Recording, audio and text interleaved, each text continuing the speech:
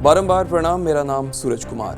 आगरा उत्तर प्रदेश का एक शहर, पर्यटन अपने खान पान के लिए मशहूर, लेकिन यहाँ का सियासी समीकरण भी इसी फेयरिस्ट में शुमार है। आगरा लोकसभा क्षेत्र से सांसद प्रोफेसर SP सिंह बघेल केंद्रीय स्वास्थ्य राज्य मंत्री हैं। पार्टी को उन पर पूरा भरोसा है, मगर आरक्षण में भी जातिगत समीकरण की बात करते हुए पार्टी के कई वरिष्ठ नेताओं के नाम यहां के दावेदारों की सूची में आ गए हैं। प्रदेश के एक मंत्री और पूर्व मंत्री के अलावा दूसरे जिले से भी एक विधायक का नाम दावेदारों में चल रहा है। हालांकि कई दावेदार अभी तक लोकसभा क्षेत्र में अपनी सक्रियता दिखा नहीं रहे हैं। पहले ही फतेहपुर सीकरी लोकसभा क्षेत्र में बीजेपी के दावेदार सक्रिय हो गए हैं। वहां राजकुमार चाहर के लिए खतरे की घंटी बज रही है। पार्टी के शीर्ष पदाधिकारियों और संघ के वरिष्ठ पदाधिकारियों से संपर्क साधने के साथ ही नेता क्षेत्र में भी हर छोटे बड़े कार्यक्रम में हाजिरी लगा रहे हैं। और अब आगरा की स्थिति भी कमोबेश वही दिखाई पड़ रही है। उत्तर प्रदेश सरकार के एक मंत्री भी यहां से टिकट की लाइन में लगने को आतुर हैं।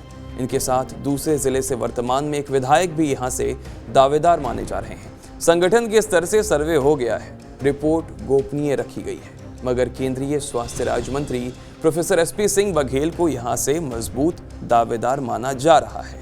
अब आगरा की लोकसभा इतिहास पर हम नजर मारते हैं। 1952 में पहली मर्तबा यहां से लोकसभा चुनाव हुए। कांग्रेस ने चुनाव जीता और ये वर्चस्व इमरजेंसी तक रहा, मगर इमरजेंसी के बाद 1977 में कांग्रेस पहली दफा यहां से चुनाव हार गई, लेकिन 1980 में सत्ता वापसी हो गई। 1991 में पहली मर्तबा बीजेपी यहां शासन में आई। इसके बाद ये सीट सपा के खाते में गई, लेकिन 2009 में बीजेपी यहां से जीती और अब तक उसने सीट को अपने से दूर होने नहीं दिया है। आगरा को मुस्लिम और दलित वोटरों का गढ़ माना जाता है, लेकिन दलित वोटर्स होने के बाद भी बसपा के पास ये सीट कभी नहीं गई। कहने को आप इसे एक तरह से आश्चर्य कह सकते हैं। आगरा में करीब 3,15,000 वैश्य मतदाता हैं। अनुसूचित जाति के करीब 2,80,000 वोटर्स यहां से अपनी उपस्थिति दर्ज करवाते हैं और मुस्लिम मतदाता की संख्या 2,70,000 है। पिछले लोकसभा में करीब 56% वोट बीजेपी के पास थी, जब सपा और बसपा का गठबंधन था। गठबंधन को करीब 38% वोट मिले थे, लेकिन इस बार दावेदार कौन होगा और क्षेत्र किसे अपना नेता स्वीकारेगा, जल्द पता चल जाएगा।